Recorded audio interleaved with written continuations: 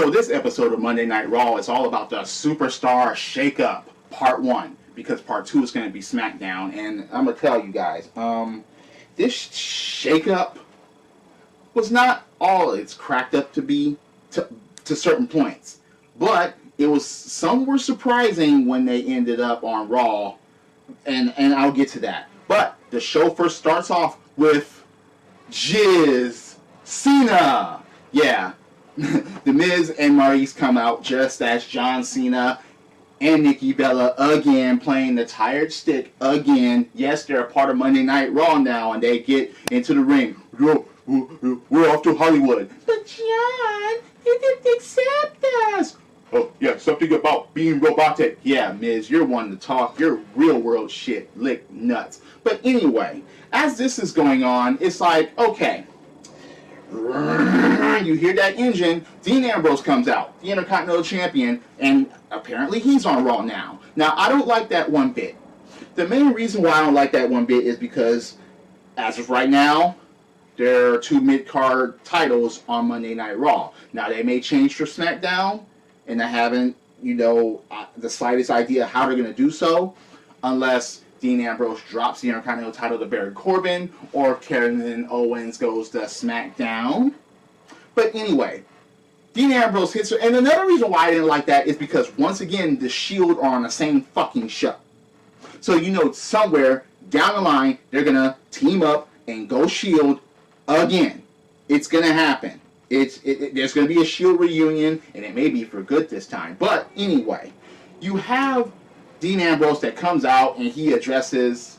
Okay, he goes along with the joke of the Miz and Maurice dressed like John Cena and Nikki Bella. He's like, no, John, don't talk, because if you start talking, you'll go on a 30-minute tirade, and you won't let me speak for. So I'll speak. I thought I was here alone, but it's glad to have you. And the Miz is like, yeah, we're not John Cena. Stop there, John. Let me finish. Yeah, Dean Ambrose was going along with the act until the Miz actually breaks down and actually has to make Maurice take her wig off, and he had to take off all his shit. Yes, we're the Miz and Maurice. And Dean Ambrose is like, oh, in that case, dirty deeds. I hope they don't feud again, because I don't want to see the Miz with any type of gold ever again, because he doesn't fucking deserve it. But anyway, so that was the opening segment. So let me get this straight. So did the Miz and Maurice get drafted or traded, or just the Miz and Maurice have to just tag along with him? Anyway, you got those two now on Monday Night Raw now, and it's like, I don't want to see that feud anymore. One of the things that the shakeup was supposed to do was to make sure that certain feuds didn't happen anymore. Or if they go into another show, that new feuds will happen. And they only got that right once on Monday Night Raw. And I'll go over that a little bit later on. But yeah. Seth Rollins wants to know his fate. Seth Rollins wants to know if he's still on Monday Night Raw. And it's like, yeah, they're going to play through that all night. So, you have Sami Zayn talking with Kurt Angle, saying that, okay, yeah, he doesn't know if he's on Raw or SmackDown for now, and the Miz goes and interrupts, did you see that out there? I deserve respect. And Angle's like, hey, wait, you gotta earn respect around here. As long as I'm general manager, you have to earn respect. But, yeah. An argument ensues between Sami Zayn and The Miz, and he's like, oh, go away. And The Miz is like, go away. Grown-ups are talking like you're one to talk. You're the one acting the childish all the fucking time. But anyway, of course, Kurt Angle is like, we settle things in the ring. So he makes a match against Sami Zayn and The Miz later on in the evening. So it's like, okay, all right. That's kind of a new feud, even though they faced each other at Survivor Series for the Intercontinental Championship. But anyway, you have the New Day without Kofi, because Kofi is out on an ankle injury and he needs surgery, so he's going to be out for a while, and it's like, oh, God. So, does this mean that they're going to get separated at some point? Because Xavier Woods and Big E are not going to get any tag team titles unless they get drafted to SmackDown. But anyway, they, have a rematch against the Revival. But it's funny because Big E is carrying a fucking blow-up doll dressed as Kofi Kingston, talking about Kofi is there in spirit and stuff like that. New Day rocks. Yeah. A rematch from last week against the Revival. The Revival comes out wearing RIP t-shirts, Kofi's ankle, RIP, and the fucking New Day truck, the ice cream truck, and they had 2017 to 2017, and I was just like, oh god, okay. Yeah, so it was a okay match with the Revival winning again. So where does the New Day go from here? Perhaps the Smackdown? Who knows? But Revival, yeah, they're on Raw, they're staying Raw, and they need to stay Raw. At least for now. I mean, come on. So, you have a Neville TJ Perkins confrontation. Interesting conversation and interesting exchange because Neville is like, look, Austin Aries is not on the Neville level. And TJ Perkins comes out and he's like, look, you know, so the main thing about Neville is that he tries to stir the pot as far as saying, hey, I respect you. You don't get any respect around here. You were the inaugural champion, and now you're a joke. So you need to do something in order to get your career back on track because your career is over at this point. That's basically what Neville was saying, and Austin Aries comes out, and he's like, look, you're not going to believe this garbage, are you? You're not going to believe him. You're not going to, yeah, come on now. But TJ Perkins actually thinks about it. He thinks it over. He does. Austin Aries like, even look, I wear sunglasses indoors, but I can see through this guy. But yeah, Kurt Hawkins, Big Show, no match. Just Kurt Hawkins is on Raw now. We don't fucking care because you were not going anywhere on SmackDown anyway. Big Show comes out, knockout punch, and leaves. Do we care about Kurt Hawkins? I mean, yeah, he was tag team champion with Zack Ryder back in the day. They were in Long Island, and there was a "We Want Ryder" chant lightly, but no Zack Ryder because he's injured and he had surgery, and you know. So you had Austin Aries versus TJ Perkins, and Neville was on commentary. Now, the interesting part about this is Neville looked like he was about to hit the ring because he went to the aisle, and you know, and Austin Aries is like, "Bring it," and goes outside of the ring and stands in front of Neville. The count is going out, and all right, he avoids the count out by getting back in the ring, gets rolled up by TJ Perkins, and actually gets beat by TJ Perkins. But after the match is so interesting because TJ Perkins actually attacks Austin Aries. You know, and it's like, okay, is this some type of heel turn? Or is it like, look, I don't want to play around anymore. I want to be taken more seriously. What is it exactly? I mean, it's not really a heel turn at this point. I don't know. I don't know where they're going to go with that. It's just, yeah. Anyway, Rollins. Seth Rollins is like, look, he doesn't want to leave Raw, and he has some old scores to settle. He wants the Universal title. Duh. And he says that Steph, of course, is going to want him out because of what happened at WrestleMania with her husband giving her head, literally, and she going crashing through a fucking table. The Dudleys couldn't put her through a table, but her husband actually does. But anyway, and he's like, maybe he should take the easy way out and go to SmackDown. But he says he took the easy way out before and it didn't work out all that well, so he's going to stay on Raw. Kurt Angle comes out and he's like, look, if it be up to Stephanie, yeah, you'd be going to SmackDown, but it's up to me, and I see Seth Rollins on Monday Night Raw. So, yeah. Speaking of scores to settle, because Seth Rollins actually mentions Samoa Joe, during that fucking interview. So after Angle leaves and says that fucking Seth Rollins is going to stay on Raw, guess who comes out? Through the crowd or from behind somewhere, Samoa Joe, and Samoa Joe attacks. The thing about Kurt Angle is that he actually tries to get in the ring and tries to stop Joe and tries to separate the two. But Seth Rollins actually got some licks in and actually kicks Joe from the fucking ring. And Kurt Angle, you know, yeah, he was trying to separate them, but I'm like, yeah, get out of the ring, Kurt, unless you're going to fucking suplex somebody. You know, let them fuckers fight. You know, at least, I don't know. But anyway, Seth Rollins is staying on Monday Night Raw. Samoa Joe is staying on Monday Night Raw. For now, anyway. I mean, Smackdown still hasn't happened yet by the time I'm making this video, but Kevin Owens talks about the shakeup.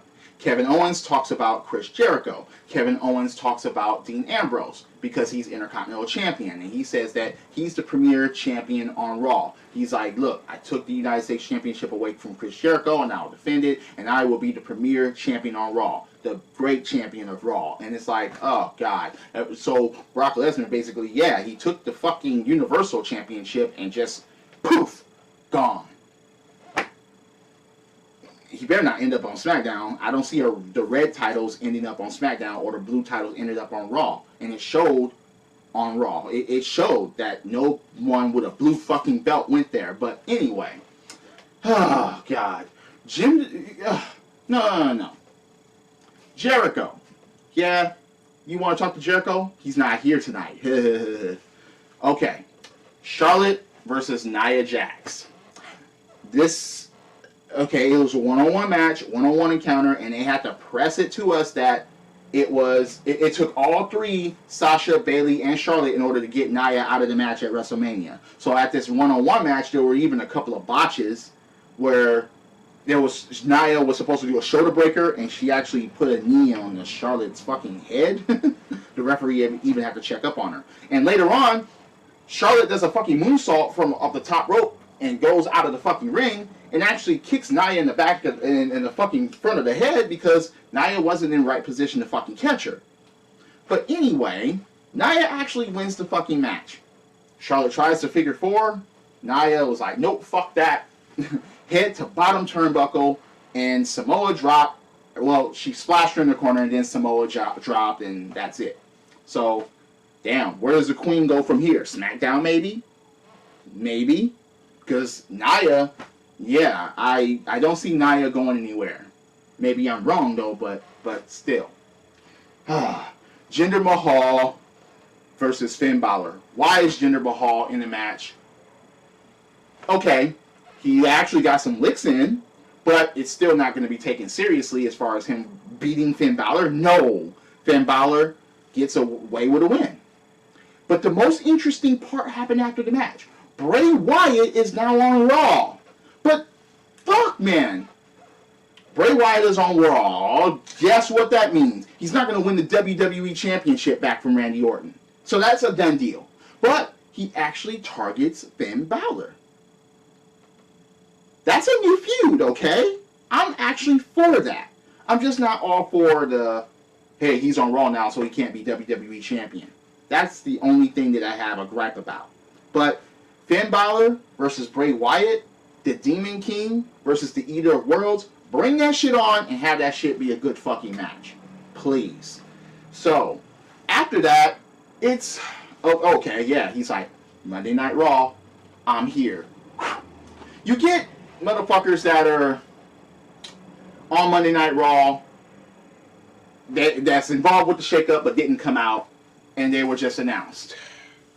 Motherfuckers that we don't care about. Apollo Crews, Kalisto, Rhino, and Heath Slater. They're involved in the shakeup, and it's like, why? We don't give a fuck about those people. But anyway, you have Sami Zayn versus The Miz. The Jizz. And his wife, because basically, yeah. It's funny how Sami Zayn, Miz was outside, Sami Zayn was going to jump over it. His wife was like, no, you don't. And protected her husband. Trying to interfere, trying to do things for him, even pulling him outside of the ring when the hell of a kick was about to come. And it's like, damn, man, come on. And Sami Zayn chases him, and Sami Zayn tries to get back in the ring, and Maurice is like, no. And, okay, Miz tries to go for dick-licking finale, but to no avail. Sami Zayn reverses it into a pin. The Miz loses. Welcome back to Raw, Miz. You're not going to get anywhere. No. And you better not get the mid-card or tag team championships or the Universal Championship. It better not fucking happen. But anyway, Sami Zayn may be on his way to SmackDown. And I don't blame SmackDown if they actually fucking pick him up. But it's just, Yeah. Roman Reigns gives his second best interview ever. He says that, yeah, he did what he had to do. He still respects The Undertaker. But then Braun Strowman attacks. That was the best part of the interview. Braun Strowman basically destroyed Roman Reigns. The funniest part, I remember when Mark Henry actually had like a stage worker and drew him, and you saw the stage workers disintegrate. It was kind of like that when Braun Strowman grabbed Roman Reigns, hurled him and to a couple of tables. Yeah! I was like, damn, that kind of looked fucked up, because there were things on the table and he didn't even land right. He fucking rams him against walls. He fucking ran some production tray or whatever or against Roman Reigns. And then, okay, we thought that's over with. Nope. They try to strap him on the fucking, gurney and the stretcher. There was a thank you Strowman chant. Yeah. They put fucking Reigns on the stretcher. Strowman comes back and actually, okay, look, this is clearly fake, but he takes the stretcher and he fucking pushes it off of a fucking, like, a truck ramp or whatever. You could tell that shit wasn't real. You could tell that they cut it out and cut back in. You could tell, and even where Roman was positioned, in contrast to where he was pushed off, you know that shit was fake. You know that shit. Come on. But it was still kind of a funny thing to actually show. It was. So they go get Roman again, and they try to fucking put him on the stretcher again. You okay, Roman? Hell no! What kind of question is that? But anyway, they get him inside of the ambulance. Braun Strowman comes back again. You can't see this big 300, 400 motherfucking pounder coming? You got snuck up on by 400. Come on, guys. I'm not hearing that. But I'm not done with you. I'm not finished with you. Close the ambulance door, and one of the most staged things ever. Come on now. So Braun Strowman actually picks up a fucking ambulance and throws it on the side and walks away finally. And I'm like, oh, come on, dude. No. So that was the best draft of the night. Yeah, Roman being drafted off of Raw to a fucking ambulance, to a fucking hospital. But anyway, Strowman, man. Oh, God. Will he go to Smackdown? I don't think so. Anyway, you had Anderson, Gallows, and the Shining Stars. Why? Against Cesaro and Sheamus and the Hardy Boys. Keep in mind that Cesaro and Sheamus are going to be opponents in the next pay-per-view. But they actually worked together as a team, and they actually defeated, well, yeah, one of the Shining Stars got pinned, and it's like, damn, are they going to go to SmackDown? Are Anderson and Gallows going to go SmackDown and reunite the club? Because you got the Shield reunited, why not reunite the club at this point? That's the only way I see that shit making sense, and them crossing later on in the year in Survivor Series. The Shield, the club, book that shit, or at SummerSlam, something, book that shit if you can. But anyway, you have these tag teams, man, Jesus. Anyway, the Hardys are not going to end up on SmackDown, or are they? To take them red belts on SmackDown, that would be funny as fuck. So the mid-card show will be Raw, and the tag team show will be SmackDown? I don't know. I don't want that shit to come to pass. Will the fucking United Kingdom champion come to SmackDown? Please. I mean, you got the cruiserweights. Wait, are the cruiserweights finally going to go to SmackDown? Shit, man. Anyway. You have Emma and Dana. And Emma's like, let's go. And Dana's like, no, I'm going to be on my own now. I don't need anybody. I don't need you. I don't need Charlotte. And Emma has to remind everybody, like, look, the only reason why you were with Charlotte, and because I was gone, but I'm back, so let's go. And Dana's like, no, I'm going to be on my own, and da-da-da-da. You had your identity crisis or whatever, but okay, fine. So you have Sasha Banks come out, and she calls out Bayley. Bayley comes out, and Sasha's like, look, you had your moment at WrestleMania, but your moment is over. So basically, she lays down the challenge for the Women's Championship of Raw. But Alexa Bliss shows up. Alexa fucking Bliss is on Raw.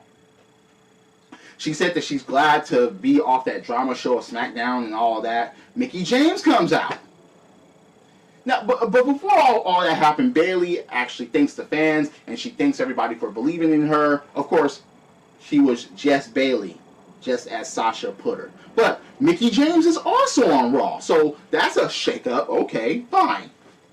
Saying that everyone basically is saying that, yeah, everyone deserves a shot at the Women's Championship. Mickie has to remind us that she's, what, a 5 or 6 time Women's Champion or whatever, and Nia Jax comes out and lays out fucking Mickie James.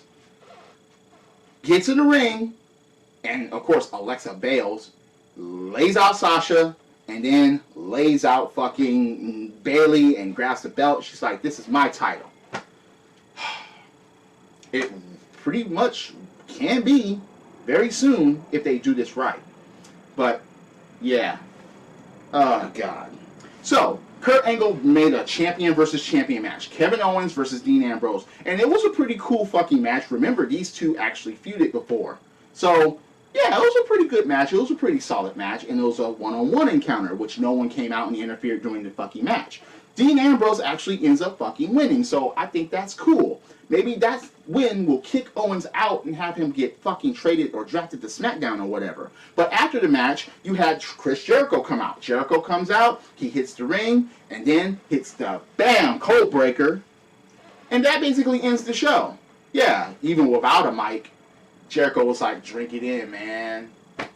Alright, fine. So that was the show, and I'm just like, after the shakeup is over, there were certain surprises that appeared on Raw, but there are certain ones that we just didn't give a fuck about. We didn't care about. And then certain feuds can still fucking happen from SmackDown onto Raw now. And I'm just like, why? I mean, damn it. Or, look, you better do something with Kalisto. Put him on 205 Live. You got him with the Cruiserweights now. Do something with Apollo Crews now. Do something with him. Don't fucking have him lose to the fucking Jizz. Don't have him look weak. Don't have him fucking with all the garbage that you had him do on SmackDown and never got noticed, never had a great fucking match on SmackDown Live, the land of opportunity. Do something with that fucker now, please. And don't have him fucking join Titus O'Neil or the fucking New Day, for Christ's sake. But anyway, what did you think about the show? I mean, look, what do you think about my opinions about it? Am I full of shit? Please, let me know in the comments below. I'm always open for a debate when it comes to wrestling. So, drop kicks, body slams, throw motherfuckers off top rope, both feet fit in the floor. Yes, I'm a wrestling fan. Hit that like button, hit subscribe. This is the theme, and I'll see you later. Credits.